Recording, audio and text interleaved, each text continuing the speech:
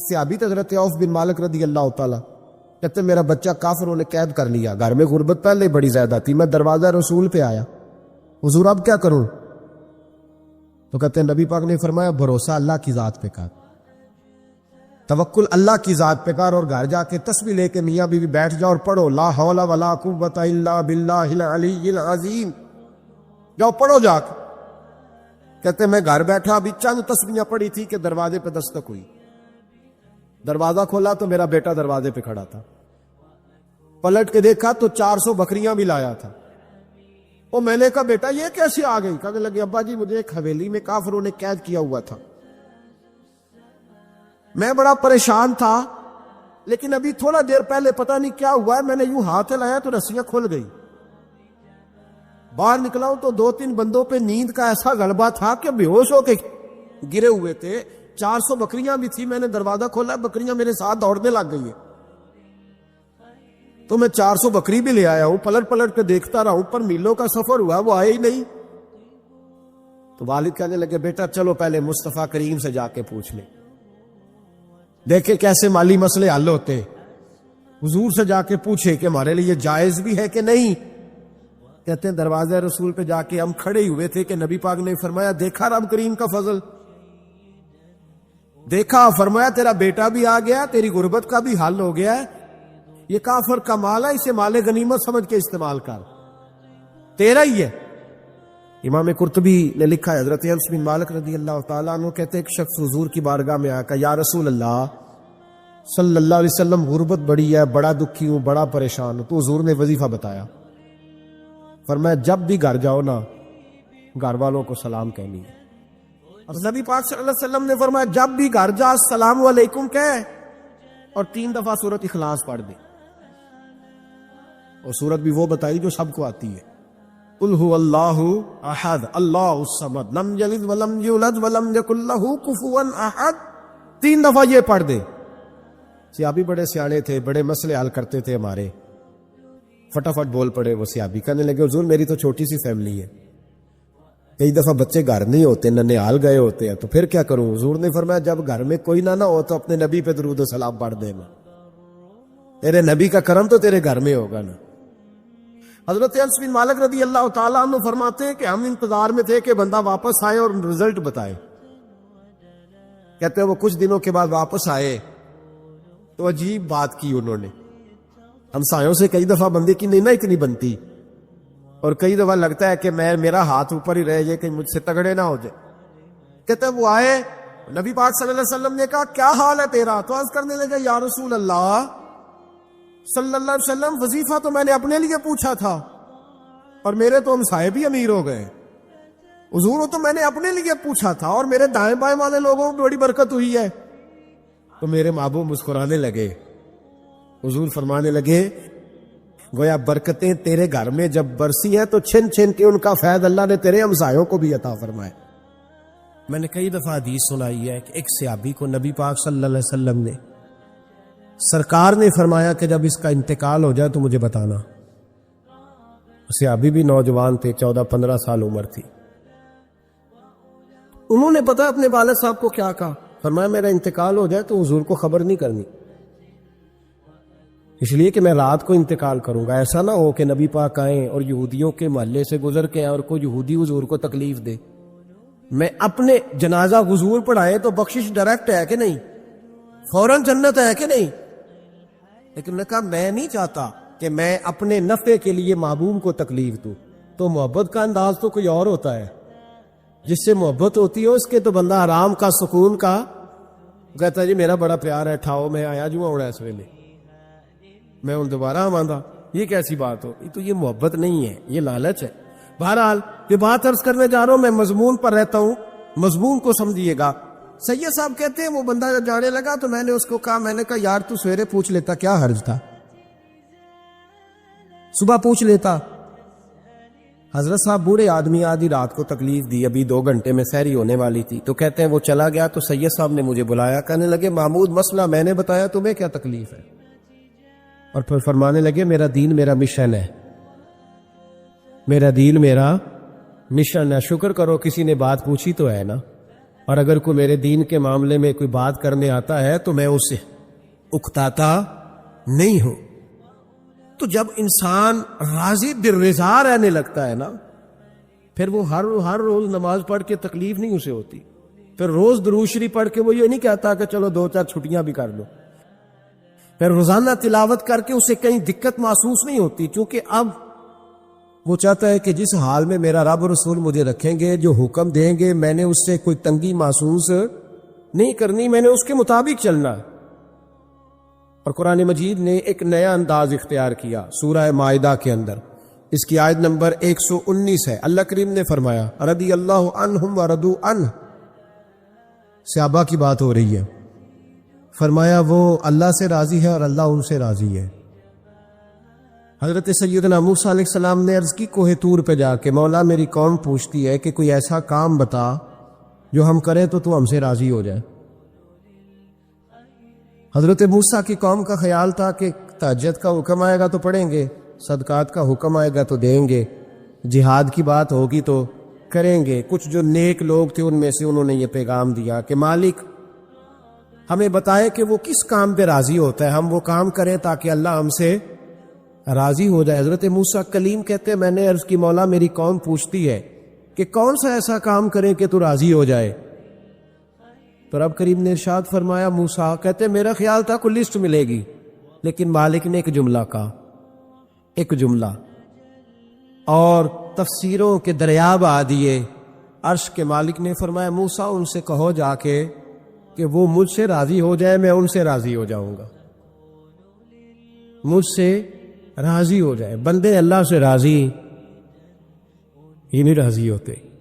امام غزالی سے کسی نے پوچھا تھا، امام غزالی سے، کہ حضور اللہ کا بندے سے راضی ہونا کمال ہے یا بندے کا اللہ سے راضی ہونا کمال ہے؟ تو امام غزالی مسکرائے، فرمانے لگے رب تو بڑا ہی مہربان ہے، وہ تو بڑی جلدی راضی ہو جاتا ہے، وہ تو مسجد میں آ کے توبہ کرے تو اللہ راضی، کسی یتیم کے سر پہ ہاتھ پھیرو تو اللہ راضی، وہ تو کسی اندھے کو رستہ دکھایا تو اللہ راضی ہو گیا، وہ تو طوائف نے کتے کو پانی پلایا تو اللہ۔ امام صاحب فرمانے لگے یہ بندہ ہے جو اللہ سے راضی نہیں ہوتا، جس کے پاس اولاد نہیں وہ کہتا ہے چلو ایک بیٹی مل جائے تو میں راضی ہوں، بیٹی مل گئی تو کہتا اب ایک بیٹا بھی ملے تو پھر راضی ہوں، پھر کہتا ہے یہ دونوں اچھی تعلیم حاصل کر لے تو پھر میں راضی ہوں، پھر کہتا ہے یہ بہت زیادہ پیسے کمائے تو پھر میں راضی ہوں۔ بہرحال راضی ہوتا، لیکن جو راضی ہو جاتا ہے نا، اللہ اکبر، جو اللہ سے راضی سکھی بڑا رہتا ہے، سکون میں بڑا رہتا ہے، مطمئن بڑا رہتا ہے، جو سمجھ لیتا ہے نا کہ جو میرے رب نے بہتر سمجھا وہ میرے اللہ نے مجھے۔ میں کبھی کبھی سوچتا ہوں کہ یار حضرت بلال حبشی نے کوئی عہدہ نہیں مانگا ساری زندگی، انہوں نے نہیں کہا مجھے بھی ایک صوبے کا گورنر بناؤ میری بھی خدمات ہے، مجھے بھی وزیر خزانہ بناؤ میرا بھی کچھ بنتا ہے۔ ایک دفعہ نہیں کہا سیدنا بلال حبشی رضی اللہ تعالیٰ عنہ کہ میری بھی کوئی ڈیوٹی ایسی ہونی چاہیے کہ مجھے چلو سپہ سالار ہی بنا دیا جائے۔ ساری زندگی مسجد میں جھاڑو دیا تو اسی پہ راضی رہے، ساری زندگی محبوب کے مہمانوں کا لنگر پکایا تو اسی پہ راضی رہے، ساری زندگی میرے محبوب علیہ السلام کے بچوں کی نوکری کی تو اسی پہ راضی رہے، راضی بالرضا رہے۔ حدیث پاک سنیے، نبی پاک علیہ السلام نے ایک دن صحابہ سے پوچھا کہ تم کیا سمجھتے ہو، اپنے دل کو جب پوچھتے ہو، دل پہ توجہ کرتے ہو تو کیا جانتے ہو؟ تو صحابہ عرض کرنے لگے یا رسول اللہ جب ہم اپنے دل پہ توجہ کرتے ہیں تو ہم سمجھتے ہیں کہ اللہ نے ہمیں ایمان عطا فرمایا ہے۔ تو حضور نے فرمایا تمہارے ایمان کی دلیل کیا ہے؟ ایمان کی کوئی دلیل بھی تو ہوتی ہے نا، ہمارے زمانے میں تو کوئی دلیل نہیں، نماز نہیں پڑھتا پھر بھی میں مسلمان ہوں، روزہ نہیں رکھتا پھر بھی مسلمان، جھوٹ صبح سے شام تک، کہتا خبردار کسی نے مجھے ذرا بھی بات کی سب سے بڑا مسلمان میں ہی ہوں، بددیانتی، دھوکہ، فریب، فرار، لیکن خبردار کسی نے کوئی بات کی سب سے بڑا مفتی میں ہی ہوں۔ جرم سارے پائے جاتے، دلیل کیا ہے بھائی؟ اگر دیکھیں نا، اگر درخت ہے تو دلیل یہ ہے کہ پھل بھی ہے، شاخیں بھی ہیں، لیکن تو صاحب ایمان ہے تو دلیل کیا ہے؟ تو نبی پاک صلی اللہ علیہ وسلم نے صحابہ سے پوچھا کہ تم ایماندار ہو تو دلیل دو. تو بڑے خوبصورت تھے میرے محبوب کے تیار کردہ لوگ. عرض کرنے لگے یا رسول اللہ ایمان کی دلیل یہ ہے کہ اگر اللہ ہمیں نعمت دیتا ہے تو ہم شکر ادا کرتے ہیں, اگر کبھی مصیبت آتی ہے تو ہم صبر کرتے ہیں, اور یا رسول اللہ ہم اپنے رب کے ہر فیصلے پر راضی ہوتے, ہم اپنے اللہ کے ہر فیصلے پر. اب حضور نے رزلٹ کا اعلان کیا تو میرے محبوب فرمانے لگے پھر سنو میں گواہی دیتا ہوں واقعی اللہ نے تمہیں دولت ایمان عطا فرمائی ہوئی. پھر واقعی اللہ نے تمہیں دولت ہے, اگر تم اپنے رب پر راضی ہو, اگر تم راضی ہو اس کام پر جس پہ اللہ نے تمہیں رکھا ہوا, اگر تمہیں کسی کو دیکھ کر تکلیف نہیں ہوتی, اگر تم نہ حسد میں جلتے ہو, نہ بغض میں, نہ کینے میں, نہ تکبر میں, نہ احساس کمتری کا شکار ہوتے, اگر تم راضی رہتے ہو کہ میرے مالک نے بہترین زندگی مجھے دی, پھر اس کا مطلب یہ ہے کہ تم صاحب ایمان ہو. ہمارے زمانے میں لوگوں کی وہ تکلیفیں, صبر نہیں ہے, سکون نہیں ہے, بے چینی سی ہے, بے قراری سی ہے, معاشرے میں ایک عجیب سی ہلچل ہے. ہر آدمی سمجھتا ہے کہ وہ سامنے والا جو شخص ہے نا وہ بڑا سکھی ہے اور میں بڑی تکلیف میں ہوں. میں رات اپنے پیر بھائیوں کو سمجھا رہا تھا, میں کہہ رہا تھا یاد رکھنا جس آدمی کا عہدہ بڑا ہوتا ہے نا اس کا زخم بھی بڑا گہرا ہوتا ہے, اس کا زخم بھی بڑا. ہاں وہ کسی شاعر نے, شعر اردو کا ہے اور تھوڑا وقی تھا شاعر بھی, تو بات بھی اس کی تھوڑی وقی ہے. چلیں آپ سیانے لوگ ہیں, آپ کی سمجھ میں آئی جائے گی. اس نے کہا تھا کہ ہجوم غم میں بھی توہین ضبط غم نہ ہوئی, ہجوم غم میں بھی توہین ضبط غم نہ ہوئی, ہم اس احتیاط سے روئے کہ آنکھ نم نہ ہوئی. لوگوں کو نہیں پتا چلا کہ ہم رو رہے ہیں, ہم نے واہ ویلا کر کے دنیا میں اس احتیاط سے روئے کہ ہماری آنکھ نم نہ ہوئی. ہم نے واہ ویلا کر کے نہیں بتایا کہ بڑی دقت میں, ہم نے اپنے آپ کو محفوظ رکھا, ضبط میں رکھا, حوصلے میں رکھا, اللہ کی رضا پہ راضی رہے, اپنے آپ کو اپنے رب کی رضا پر. میرے نبی پاک صلی اللہ تعالی علیہ وسلم نے فرمایا کہ قیامت کے دن میری امت کا ایک گروہ ایسا ہوگا جسے اللہ تبارک و تعالی اس طرح جنت میں پہنچا دے گا جیسے کوئی بندہ اڑ کے جنت میں چلا جاتا ہے. وہ جب جنت میں پہنچیں گے نا تو فرشتے ان سے پوچھیں گے تم نے حساب دیا؟ کہیں گے ہمیں تو پتہ ہی نہیں حساب کیا ہے. پل صراط سے گزرے, کہیں گے خبر ہی نہیں پل صراط کہاں ہے, تو یہاں کیسے آ گئے؟ کہیں گے اللہ کے فضل سے, اللہ کے فضل سے. تو کہا بتاؤ تو صحیح تمہاری نیکی کیا تھی؟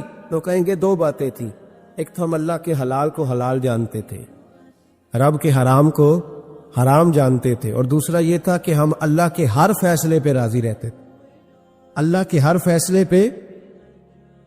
تو جو رب کریم کی رضا پہ راضی رہے پھر اسے کسی حساب کتاب کا سامنا نہیں کرنا پڑے گا, پھر اسے پل صراط کی دشوار گزار گھاٹیوں کا سامنا نہیں کرنا پڑے گا. شرط یہ ہے کہ وہ اللہ کی رضا پہ راضی رہے, وہ اللہ کے فیصلے کو بصیر و چشم مانے, وہ عاجزی اور انکساری کے ساتھ گردن جھکا دے اپنے مالک کے فیصلوں پر, جھکا دے. اللہ نے حضرت ابراہیم کو اولاد نہیں دی, پھر زمانے کے بعد دی, پھر دینے کے بعد کہا کہ جاؤ وادی غیر ذی زرع ان میں چھوڑ کے آؤ.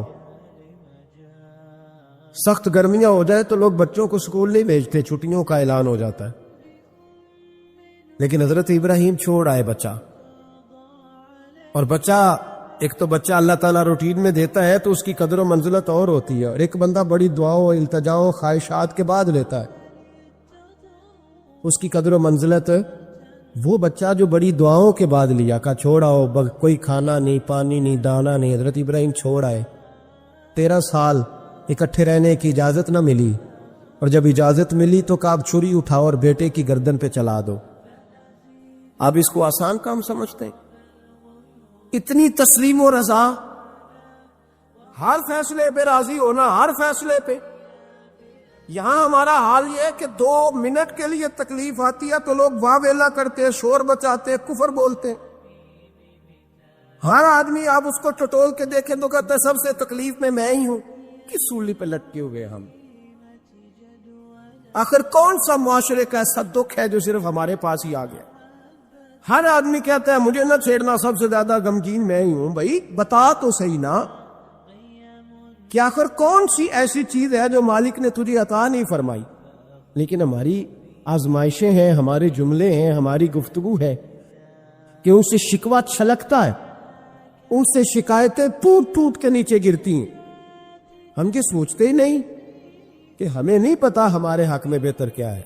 ہمارے رب کو بتائے کہ ہمارے حق میں بہتر کیا ہے. اس لیے لوگ شکایت نہیں کرتے تھے. آج ہر بات پر شکایت ہے، ہر بات پر لوگ شکوہ کرتے ہیں، اور ہر بات پر لوگ اللہ تبارک و تعالیٰ کی بارگاہ ناز کے نافرمان بنتے ہیں. اور پھر سوال کیا، یا اللہ تو راضی ہو جا، یا اللہ تو. اور اللہ کیا فرماتے ہیں؟ فرماتے ہیں موسیٰ اپنی قوم سے کہو یہ مجھ سے راضی ہو جائے، میں بھی ان سے راضی ہو جاؤں گا. آپ پچھلے گناہوں سے رجوع کریں اللہ کی طرف. آپ کہیں کہ میرے اندر یہ غلطی ہے، میں توبہ کرتا ہوں. ان العبد اذا اعترف، اعتراف جرم کریں، پھر اللہ کے حضور رجوع لائیں. ہمارا یہ حال ہے کہ ہم جتنی بھی توبہ کرتے ہیں، جس قدر بھی استغفار پڑھتے ہیں، اس کو ایک وظیفہ سمجھ کے پڑھ لیتے ہیں. بھئی یہ بھی اچھا ہے، برکت سے خالی نہیں. لیکن توبہ کا حقیقی مفہوم یہ ہے کہ انسان اپنا محاسبہ کرے، اپنی پچھلی ساری زندگی اپنی آنکھوں کے سامنے لائے. اگر وہ سمجھتا ہے کہ اس حال میں مر گیا تو میرے لیے مشکل ہوگا منہ دکھانا اللہ رسول کو، تو پھر وہ فوراً سے پہلے اپنے گناہوں سے رجوع کرے اور اللہ کے حضور توبہ کرے. جب تک اعتراف جرم نہیں ہوگا اتنی دیر تک غلطیوں کی تربیت ہو سکتی. دیکھو کیا کہتے ہیں، ربنا ظلمنا انفسنا، اللہ ہم نے زیادتی کی ہے اپنی جانوں پر. وَإِن لَمْ تَغْفِرْ لَنَا، اگر تو نے معاف نہ کیا، وَتَرْحَمْنَا، اور ہم پر رحم نہ فرمایا، لَنَكُونَنَّ مِنَ الْخَاسِرِينَ. پیچھے سے جو ہونا تھا وہ ہو گیا، اور اگر آئندہ بھی کرم نوازی نہ ہوئی تو ہم تو نقصان والوں میں ہو جائیں. نقصان تو بڑھے گا، روز گھاٹے میں جائیں گے. ہم جب تک تسلیم نہیں کرتے، اعتراف اپنی زندگی میں پیدا کریں. اعتراف اپنی چیزوں میں اگر بہتری چاہتے ہیں، آنے والے وقت کو عمدہ کرنا چاہتے ہیں. ہم سمجھتے ہیں کہ چلو ماضی اور حال کے ساتھ جو ہوا سو ہوا، مستقبل ہی ٹھیک ہو جائے. اس کے لیے اپنے ماضی اور حال کی کمزوریوں کو تراشنا پڑے گا، غور کرنا پڑے، پھر یہ معاملہ آگے جائے گا. میرے بھائی، اپنی زندگی میں ہم سے جو کمیاں رہ گئی، پتہ اللہ تعالیٰ نے توبہ کا دروازہ ہر وقت کھلا رکھا ہے. اور فرمایا لا تقنطوا من رحمت اللہ، تم نے مایوس نہیں ہونا. ان اللہ یغفر الذنوب جميعا، اللہ تمہارے سارے گناہ معاف کر دے. کرنے کا کام یہ ہے کہ چلو آج سے ہی صحیح، چلو ابھی سے صحیح. بہت ضعیف العمری میں، بڑھاپے میں آ کے بھی لوگوں نے خیر کا رستہ اختیار کیا تو اللہ کی رحمت نے آگے بڑھ کے استقبال کیا. چلیں کسی وقت بھی، کیا کہتے ہیں، صبح کا بھولا شام کو گھر آ جائے تو بھولا، چلو گھر تو پہنچ گیا ہے نا، اپنے گھر آ گیا، اب کہاں بھولا ہے. تو اپنی کوتاہیاں، اپنی غلطیاں، برے بندے نو لبن ٹریا جگ تے ملیا نہ کوئی، اپنے اندر چاتی پائی تے میتھوں برا نہ کوئی. اپنی کمزوریاں تلاش کریں، ان کے لیے اپنے آپ کو کٹہرے میں کھڑا کریں، اپنے آپ سے سوال جواب کریں، اپنے ساتھ گفتگو کریں. میں نے اپنی زندگی میں کچھ ایسے لوگوں کو دیکھا، کچھ ایسی شخصیات سے میرا پالا پڑا. وہ بڑے لوگ تھے، عظیم لوگ تھے، لیکن ان کے پاس بیٹھ کر اندازہ ہوا کہ وہ جو ہے نا وہ اپنے آپ کو نہیں سمجھتے. وہ جو ہیں وہ نہیں. حضرت شیخ سعدی رحمۃ اللہ نے لکھا ہے کہ ایک بزرگ خانہ کعبہ میں حج کے موقع پر گئے ہوئے تھے، تو کہتے ہیں خیمے میں سویا تھا تو کسی کے تڑپ کے رونے کی آواز آئی، یا اللہ مہربانی کرنا قیامت میں رسوا نہ کرنا. تو کہتے ہیں میں تو تسلی دینے کے لیے اٹھ کے باہر گیا کہ پتہ کروں کون ہے، اور جب میری جا کے ملاقات ہوئی تو میرے پیروں تلے زمین نکل گئی. یہ تو بغداد کے عبد القادر جیلانی ہے. آپ کسی بھی شخص کو پڑھ لیں، جو آج کل دعوے ہیں نا لوگوں کے، میں یوں کر دیتا ہوں تو میں یہ، ہمارے بزرگوں کے یہ دعوے وہ جہاں بھی ملیں گے رب کے عاجز بندے ملیں گے، وہ جہاں بھی میسر آئیں گے وہ اللہ کے عاجز بندے ہو کے ہی میسر آئیں۔ احساس ان کے دلوں سے اپنی کمزوریوں کا کبھی گیا؟ ہمارے اندر یہ احساس نہیں، بڑھوتری کا احساس۔ لوگوں سے ملاقاتیں ہم کرتے ہیں تو ہم یہ تھوڑی چاہتے ہیں کہ ہم ان سے کچھ حاصل کریں، ہم تو بڑی ساری جگہوں پہ اپنا آپ دکھانے بتانے کے لیے پہنچتے ہیں۔ اپنی زندگی میں اپنی غلطیوں کو ڈھونڈیں۔ وہ جس کا بیٹا اس کے سامنے تلخ بولتا ہے اور پھر رات کو وہ بستر میں منہ دے کے روتا ہے، وہ کیوں نہیں مان لیتا کہ اسے غلطیاں ہوئی ہیں؟ وہ ایک دفعہ اپنے بستر میں منہ دے کے یہ کیوں نہیں سوچتا کہ کبھی اس کے ابا جی بھی کہا کرتے تھے بیٹا میں تیری طرف سے تکلیف میں؟ کیوں نہیں تسلیم کرنے کو تیار کہ میں اسے کسی کے سپرد کر کے نا تو چچا کے ساتھ اسکول چلا جا اور میں دوستوں کے ساتھ کھانے کھانے چلا گیا، میں نے اپنے بچوں کو وقت ہی نہیں دیا۔ یہ کوتاہیاں ہم کب تسلیم کریں گے؟ چھوٹا آدمی ہوں اور کمزور ہوں، کوئی ایسی بات نہیں کرنا چاہتا، لیکن میرا دل کرتا ہے ادب سے عرض کروں کہ دین کے دعوے کرنے والوں تم سے غلطیاں ہوئی، منبر و محراب کے وارثوں تم سے کوتاہیاں ہوئی ہیں، مسند ارشاد پر بیٹھ کر پیری مریدی اور اچھے اسباق پڑھانے والوں تم سے خطائیں ہو گئی ہیں۔ تم نے قوم کو جس تعویذ گنڈے پہ لگایا تھا، تم نے قوم کو جو چیزیں خود سے سکھائی تھیں، تم نے کیوں نہیں بتایا کہ ہم تو ناقل ہیں، اللہ کے عاجز بندے ہیں، قرآن و سنت پڑھیں گے اور تمہیں سنا دیا کرے، ہم تو صرف ناقل ہیں، یہاں سے نقل کر کے تم تک پہنچانے والے، ہم تو تمہیں خیر بتائیں گے، اللہ کی بارگاہ کا رستہ دکھائیں۔ تم نے کیوں نہیں اس کو سمجھا؟ ہم اپنی کوتاہیاں کب قبول کریں گے؟ ساری غلطیاں سیاستدانوں کی تو نہیں ہوتی۔ پتا تھا ووٹر کو کہ یہ پہلے کس پارٹی میں تھا، اس کو پتا تھا کہ اس کا اعتبار نہیں ہے، خدا جانے جیت کے بھی کس پارٹی میں جائے گا، پتا تھا۔ تو کیا یہ کوئی دھندا ہے؟ کیا یہ کاروبار ہے؟ کیا آپ جانتے بوجھتے ہوئے اپنے ہاتھ سے زہر کھائیں اور بعد میں کہیں کہ میری انتڑیاں کٹ کے باہر آ رہی ہیں، تو جب کھایا تھا تو یہ تو ہوگا سارا کچھ۔ ہمارے کچھ دوست ہیں محبت کے ساتھ رمضان میں کچھ اپنی بساط کے مطابق جو ہمیں نظر آتا ہے کہ یہ ہمارے جاننے والوں میں کوئی غریب آدمی ہے، تو بڑی معمولی سی چھوٹی سی خدمت ہم کرنے کی کوشش کرتے ہیں۔ تو میں یہ 1-2 دن پہلے عصر کی نماز کے لیے سیڑھیاں چڑھ رہا تھا مسجد کی، تو ایک بوڑھے نے مجھے آواز دے کے کہا حضرت جی السلام علیکم۔ اور پھر غریب آدمی تو وہ بات بھی کرتا ہے تو اس کے لفظ بھی کانپتے ہیں۔ میں نے کہا کیا آپ کو پریشانی ہے؟ کہنے لگے اور جڑا رمضان چ راشن لبدا ہے پہلے نہیں لب سکتا۔ تو میں ان کا بازو تھام کے ان کو کونے پہ لے گیا، میں نے کہا پریشان ہو، منہ کے آنسو بے اختیار ٹپ کے کہنے لگے منڈے دی کل 40,000 تنخواہ ہے تے 34,000 گیس کا بل آ گیا۔ اب یہ ہے کہ اس کو مینج کرنا۔ اقبال نے کہا تھا تو خالق و مالک ہے مگر تیرے جہاں میں، اللہ کی بارگاہ میں کہا مالک تو قادر و عادل ہے مگر تیرے جہاں میں ہے تلخ بہت بندہ مزدور کے اوقات۔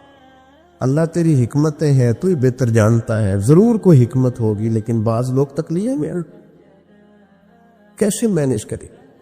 کیوں نہیں اپنی غلطیاں مانتے؟ ہم نے غلط لوگوں کو سپورٹیں کی ہیں۔ ہم نے بھائی یہ دیکھا ہے کہ وہ میرے گھر آیا ہے، مجھے بھی چودھری مانتا ہے چھوٹا سا، لہذا پیچھے لگ گئے۔ کون اشک شوئی کرے؟ اور پھر یہ تو میں نے ایک مثال دی ہے نا، یہ جانے کس کس کے ساتھ یہ معاملہ ہے اور کس کس انداز میں یہ معاملہ ہے۔ میرے عزیز، اعتراف جرم،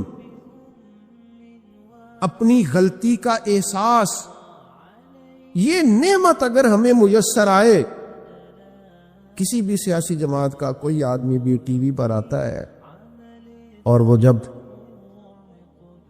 انٹرویوز دینے شروع کرتے ہیں تو کیا ہر پارٹی کا سربراہ معاذ اللہ معصوم ہے؟ ان سے غلطیاں نہیں ہوتی؟ کیوں نہیں آپ اعتراف کرتے کہ یہاں ہمارا لیڈر بھی بولتا ہے، خطا کرتا ہے؟ کیوں آپ اخلاقی جرت کا مظاہرہ نہیں کرتے؟ آپ اس طرح دفاع کرتے ہیں کہ جیسے اس میں کوئی کمی ہے ہی نہیں۔ ہمارے اسلاف فرمایا کرتے تھے خدا بننے کا شوق نہ پیدا کرو، انسان رہو۔ رب نے تمہیں انسان بنایا، وہ تمہیں انسان دیکھنا ہی پسند فرماتا ہے۔ یہ کیا تم نے دعوے شروع کر دیے؟ غلطی کوئی نہیں ہوتی، یہ کیسے ہو سکتا ہے وہ غلط فیصلہ کرے؟ آپ مانیں،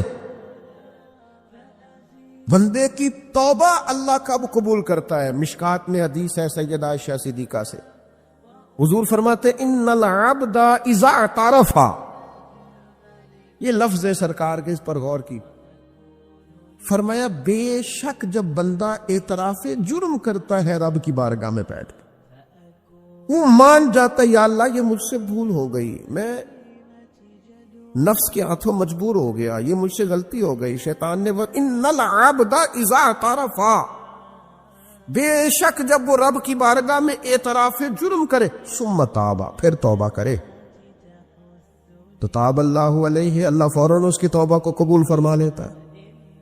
لیکن وہ اعتراف جرم ہی نہ کرے،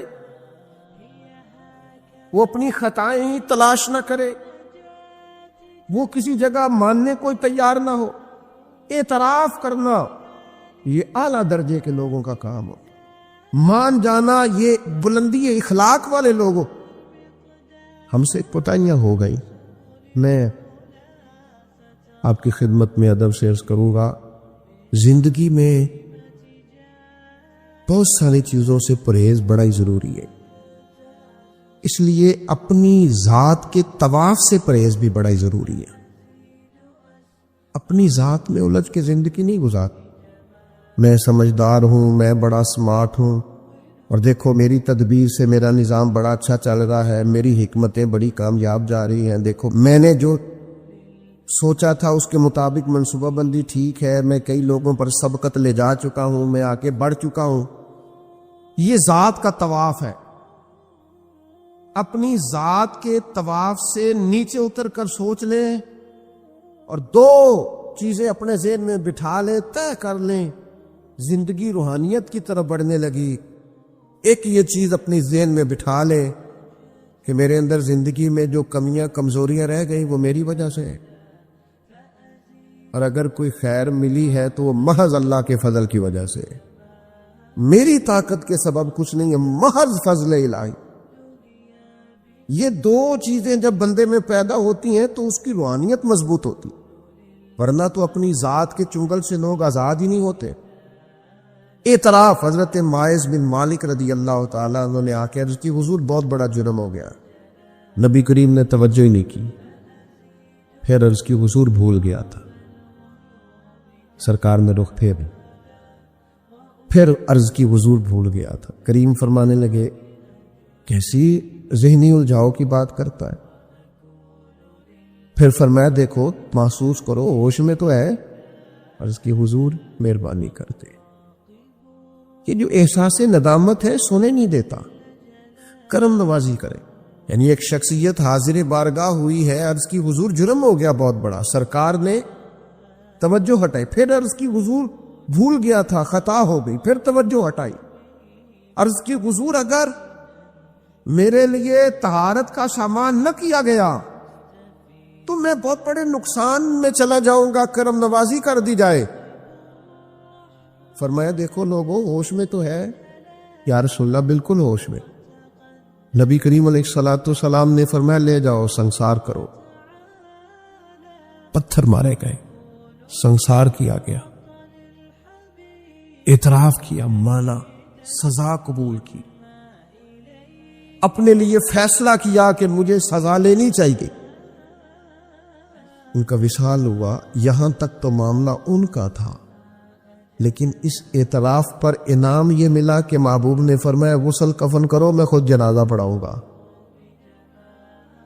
نبی رحمت علیہ السلام نے امامت فرمائی، میرے مرنے پہ ہر سو شور مچ جائے گا دیکھو گے، اور کہنے الوداع سرکار خود تشریف لائیں گے۔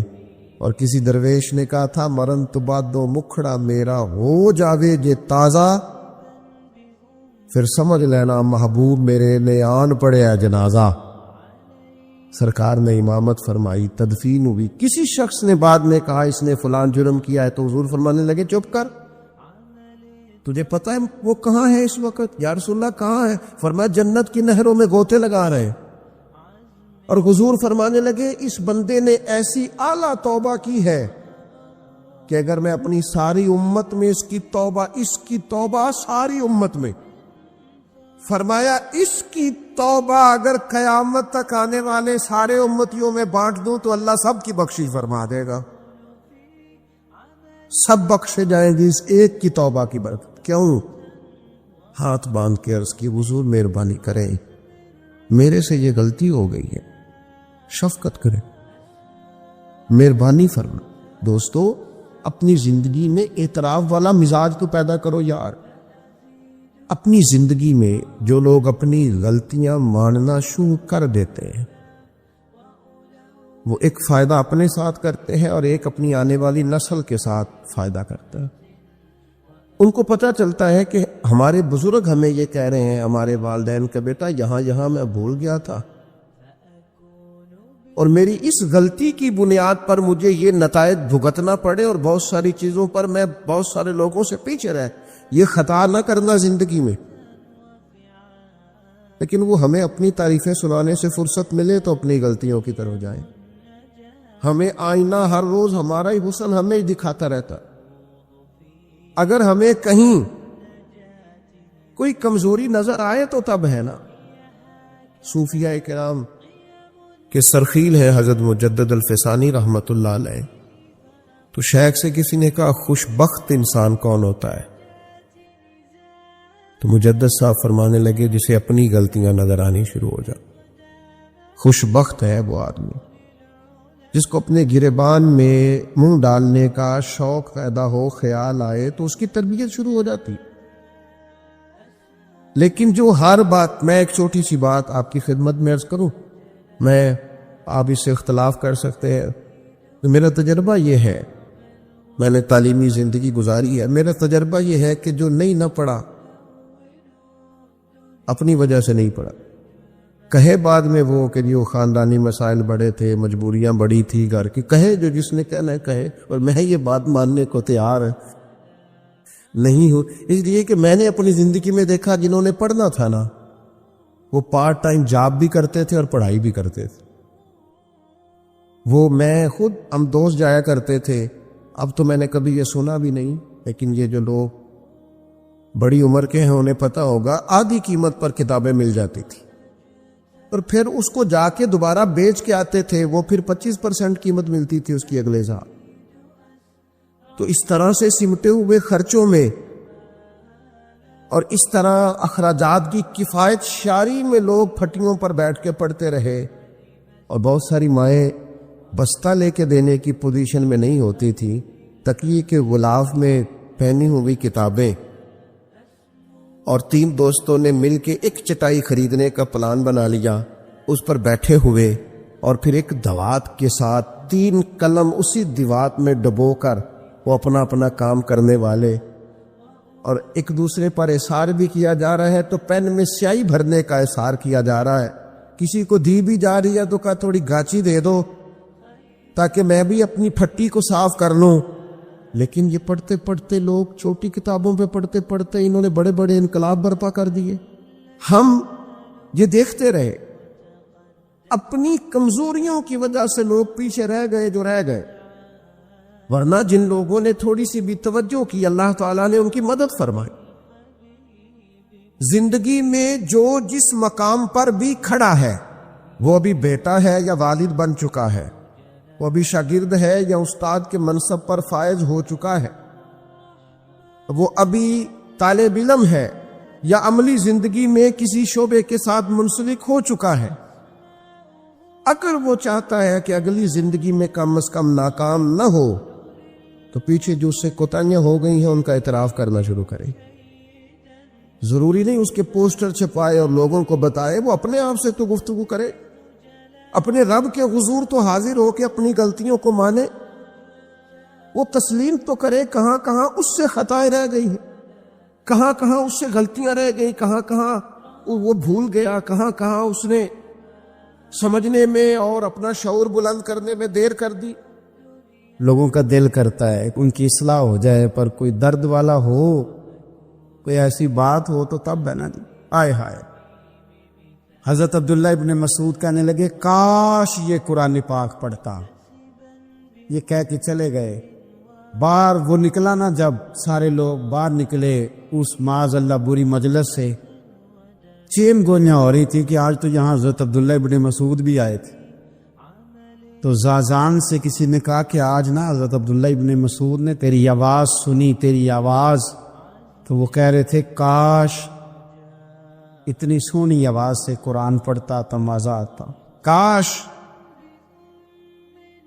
وہ کہنے لگا نبی پاک کے صحابی نے میرا نام لیا ہے، گویا ہو کے میرا ذکر کیا ہے. حضرت عبداللہ ابن مسعود نے میرا نام لے کے کہا ہے کہ کاش میں قرآن پڑھتا. اور میرے لیے کہا مصطفیٰ کے صحابی نے، حضور سے قرآن سیکھنے والے کی خواہش ہے کہ میں قرآن پڑھوں. دوڑے گئے، کدھر ملیں گے عبداللہ ابن مسعود؟ فلاں فلاں جگہ غسل کیا، وضو کیا، پیروں میں لگ گئے جا کے. کہنے لگے سونیا اس کے قرآن پڑھنے کی تعریف مدینے والے کریں، وہ میرے بارے میں کہے کہ مجھے قرآن پڑھنا چاہیے تھا. آج سے میں نے ٹھوکر ماری سارے گانوں کو، سکھاؤ مجھے قرآن، میں قرآن ہی پڑھا کروں. میں قرآن پڑھوں گا، میں پڑھ پڑھ کے سناؤں گا. لوگ میری زبان سے اللہ کے کلام کی تلاوت سنا کریں گے. کوئی بیٹھا ہوا مجھے دور دعا دیتا ہے، میں ڈوبتا ہوں سمندر اچھال دیتا ہے. کوئی تو ہو نا جو کہے، کوئی تو ہو.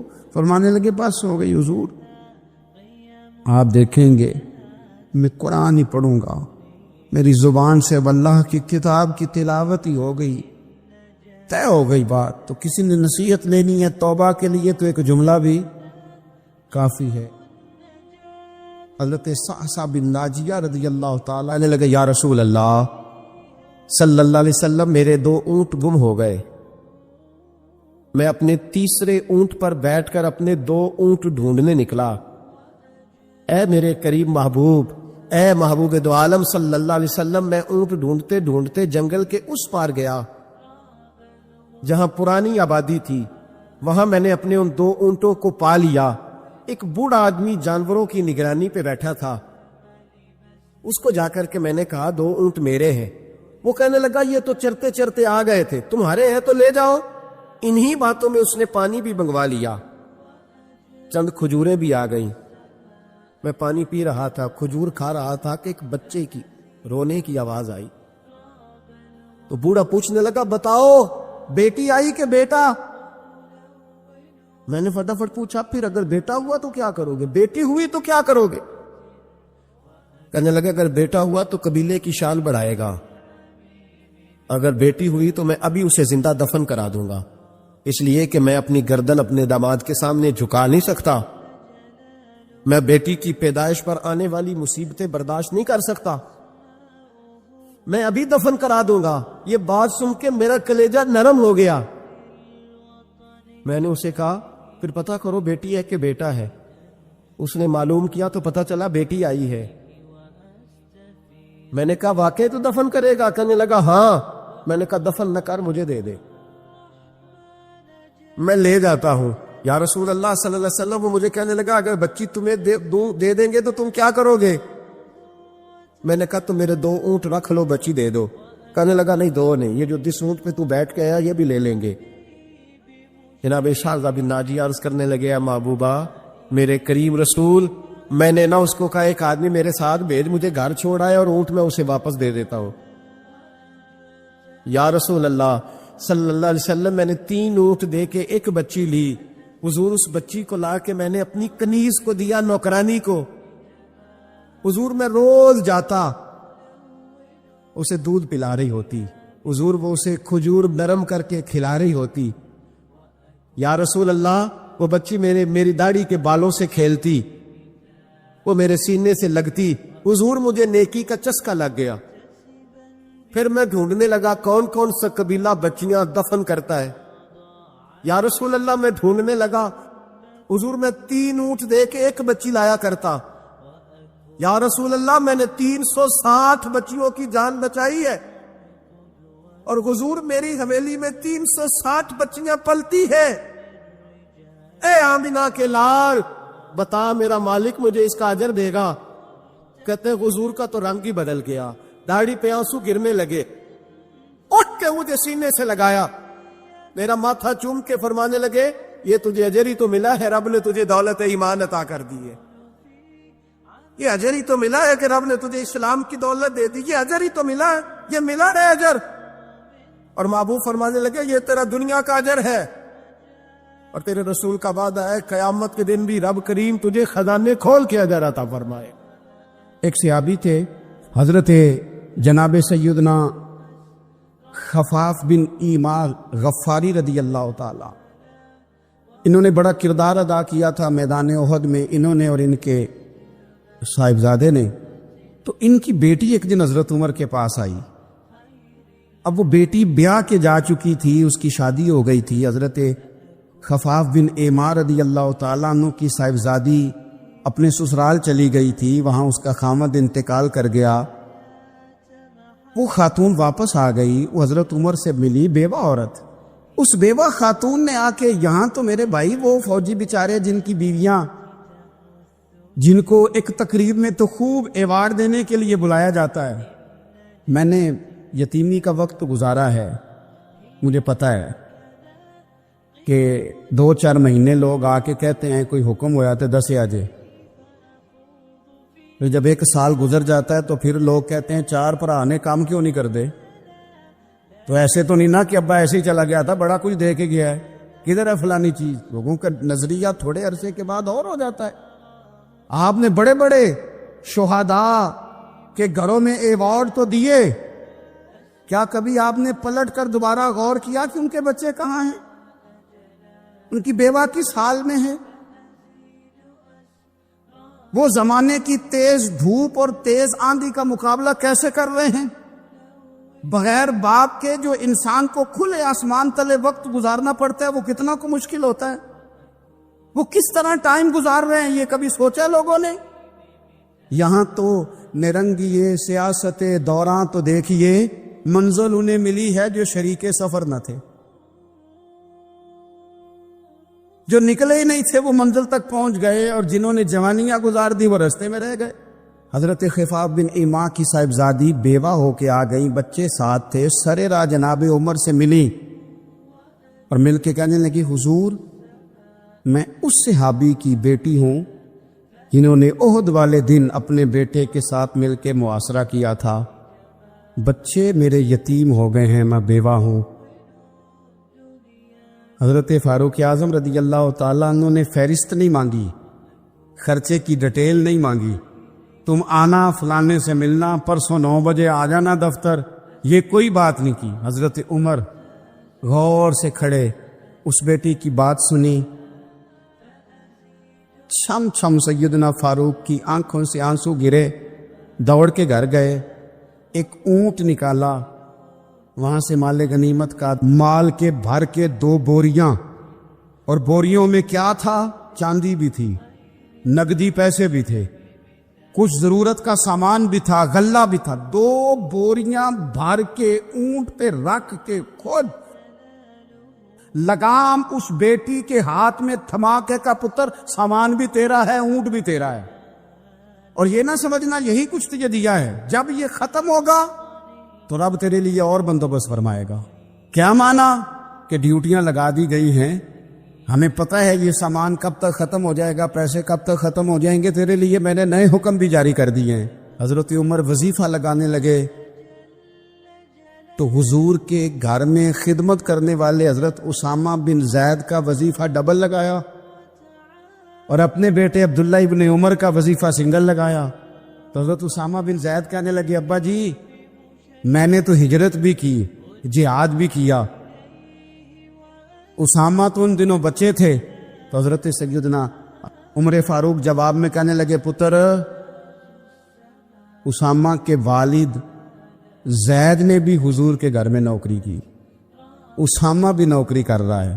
حضرت عمر کی شان کیا ہے زمانہ جانتا ہے، پر پھر بھی حضرت عمر فرمانے لگے تو نے اپنے باپ کے ساتھ ہجرت کی، فرمایا ان کی خدمت زیادہ ہے حضور کے گھر میں، لہذا ان کا وظیفہ بھی زیادہ لگایا جائے گا۔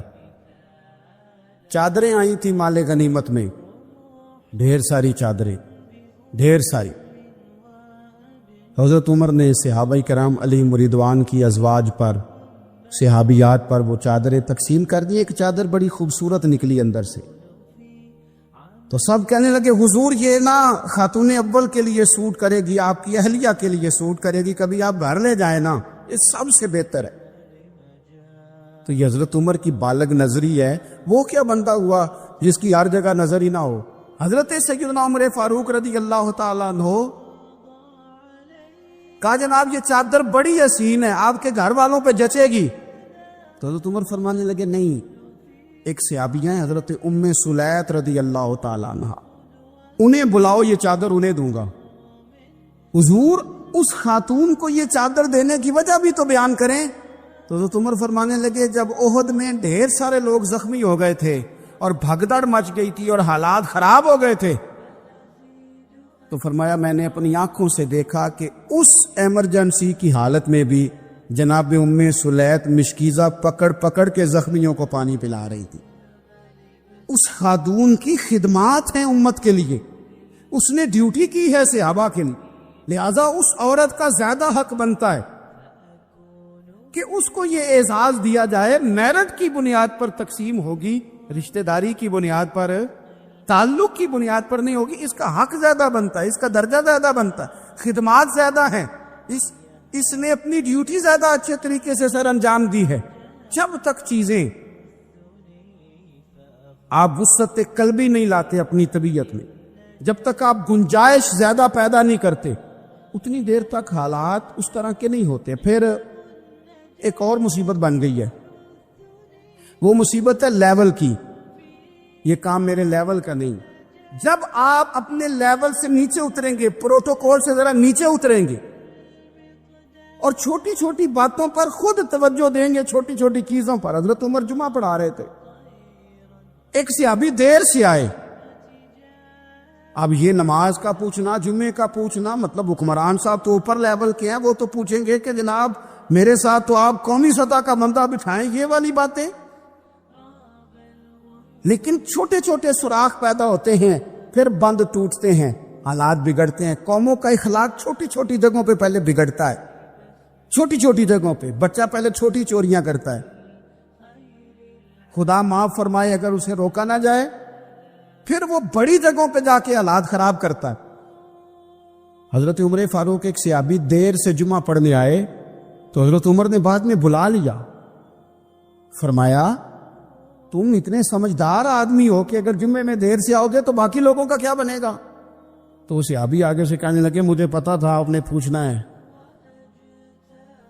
और मैं तो कहीं काम में मसरूफ था अमीरुल मोमिनीन, मैं तो दौड़ा आया हूं, मैं तो गुस्ल भी नहीं कर सका, वुजू करके ही मस्जिद में आ गया जुमा पढ़ने। तो उमर फारूक उनकी बात सुन के खुश हुए, फरमाने लगे रब तेरा भला करे, इस तरह करना, आइंदा जुमा पढ़ने आना तो गुस्ल करके आना। मेरे नबी पाक ने गुस्ल करने का इरशाद फरमाया जुमे वाले दिन, गुस्ल करके आना। इन बातों का भी, यानी हुकूमत के कौमी मामलात और आलमी नुक्ता नजर भी उनके ज़हन में है। और यहां तक जो बारीक चीजें, यानी हजरत उमर फारूक गुजर रहे थे तो किसी बाग के कोने में खड़े होके कुछ बच्चे, छोटे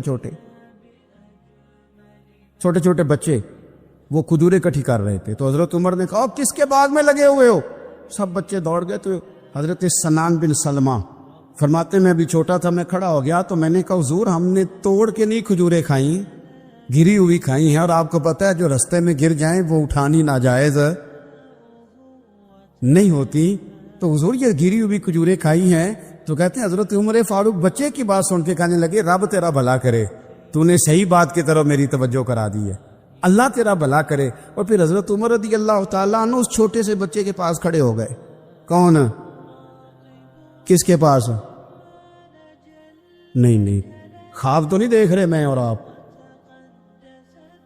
हुक्मरान वक्त 22 लाख मुरब्बा मील का हुक्मरान बच्चे के पास खड़े हो गए, छोटे बच्चे के पास। दुकान पे गरीब आदमी चढ़ आए ना, दुकानदार साहब इल्ला माशाल्लाह उनका मिजाज खराब हो जाता है। और तीसरी चीज के ना वो वाली दिखाओ, तो कहते लेनी है तो ले, तो जा। और अगर तगड़ा बंदा आ जाए وہ کہتے ہیں جناب آپ اس طرح کریں نشاندہی کر دے، میں انشاءاللہ خرید کے لا کے پیش کر دوں گا۔ مزاج بدل جاتا ہے، غریبوں کے پاس، چھوٹوں کے پاس، عام آدمی کے پاس آپ جائیں۔ ہمارے حکمرانوں کا غریب آدمی سے گیپ بہت زیادہ ہے، پیروں کا غریب آدمی سے گیپ بہت زیادہ ہے، بڑے علماء کا عام آدمی سے گیپ زیادہ ہے، تاجروں کا عام آدمی سے گیپ زیادہ ہے، شیشے کے بڑے بڑے محلات میں سوسائٹیوں میں بسنے والوں کا غریبوں سے گیپ زیادہ ہے۔ اس لیے امیر غریب کی تفریق بڑھ گئی ہے، حالات اور طرح کے ہو گئے۔ بعض غربا امیروں سے نفرت کرنے لگ گئے۔ ہماری شادی بیاہ تقریبات افطاریاں، ان میں ہم اپنے لیول کے لوگ بلاتے ہیں جن سے ہمیں کاروباری ضروریات وابستہ ہوتی ہیں۔ ہم نے اس طرح کا ماحول بنایا، اس کا نقصان یہ ہوا ہے کہ معاشرے میں کئی قسم کی سوچیں پنپنے لگی ہیں، وسوسے غالب آنے لگے۔ بعضوں کا تنگ آمد بجنگ آمد، جب غریبوں کے بچے زیادہ تنگ آتے ہیں پھر ہتھیار اٹھاتے ہیں، پھر قلم چھوڑ دیتے ہیں۔ سوچنے کی ضرورت ہے ملک میں کہ برائی جنم لیتی کہاں سے ہے۔ یہاں تک اتر کے حضرت عمر فاروق ان لوگوں سے پیار کرتے۔ اب وہ بچے نے بات سنا دی حضرت سنان بن سلمہ نے، تو جناب عمر فاروق سے بچے نے فٹافٹ ایک اور فرمائش بھی کر دی۔ کہنے لگا حضور میں نے کھجوریں زیادہ جمع کر لی ہیں، وہ میرے دوست سارے بھاگ گئے ہیں آپ کو دیکھ کے، اب میں جب جاؤں گا نا تو کھجوریں میرے حصے کی ہیں، ہوں میں غریب بچہ، ماڑے گھر سے تعلق ہے، وہ میری کھجوریں چھین لیں گے۔ حضرت عمر کے ساتھ سپاہی بھی تھے، سارا کچھ بھی تھا۔ حضرت عمر نے بچے کا بازو پکڑا، فرمایا چل میں تجھے تیرے گھر چھوڑ کے آتا ہوں۔ حضرت عمر اس غریب کے دروازے پہ دستک دے کے کہا تیرا پتر تھا، پکڑ کے اس لیے لایا ہوں کوئی امیر زادہ اس غریب کے بچے کو تنگ نہ کر سکے، اللہ کوئی ایک بھیجنا حضرت فاروق اعظم کا ماننے والا جو غریب کے بچے کا بازو تھامے اور اسے کہے کہ کوئی امیر زادہ اس پر ظلم نہیں کرے گا، کوئی اسے تھپڑ نہیں مارے گا، کوئی اس کے حصے کے نمبر نہیں لے گا، کوئی اس کی جگہ رشوت دے کے نوکری پہ نہیں بیٹھ جائے گا، کوئی اس کی جگہ پیسے دے کے آگے نہیں بڑھ دے گا، کوئی آئے نا جو اشک شوئی کرے، جو آنسو پونچھے لوگوں کے۔ لیکن یہاں تو منزل انہیں ملی ہے جو شریک سفر نہ تھے۔ میرے عزیزو، اس نہج پر دین نے ہمیں اسباق پڑھائے، اس نہج پر۔ حضرت عمر چھوٹی چیزوں کا، مسجد نبوی شریف میں آپ نے دیکھا دو لوگ اونچی آواز میں بات کر رہے ہیں، تو حضرت عمر نے فرمایا انہیں بلا کے لاؤ۔ بلا کے لایا، فرمایا تمہیں پتہ نہیں یہ حضور کی مسجد ہے؟ لا ترفعوا اصواتکم فوق صوت النبی،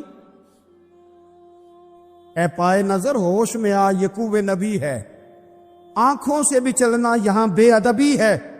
پتہ نہیں وہاں سارے نعرے ہی غلط ہیں، کسی کے مرد آباد کا نعرہ ہو تو وہ بھی غلط، اور کسی کے زندہ آباد کا نعرہ ہو تو وہ بھی غلط۔ وہاں ایک کی نعرہ صرف اچھا لگتا ہے، وہ کیا ہے؟ یا رسول اللہ انظر حالنا، یا حبیب اللہ اسما۔ وہاں ایک کی نعرہ اچھا لگتا ہے کہ سونے یہاں آ گئے ہیں، نظر کرم ہو جائے۔ یا رسول اللہ پہنچ گئے ہیں، روزے دے دوالے نے غلامہ دیاں ٹولیاں، او ویکھو ایک پہ سندا کروڑاں دیاں بولیاں۔ وہاں یہی نعرہ اچھا لگتا ہے، لب واہ ہے، آنکھیں بند ہیں، پھیلی ہے جھولیاں، کتنی مزے کی بھیک تیرے پاک در کی ہے۔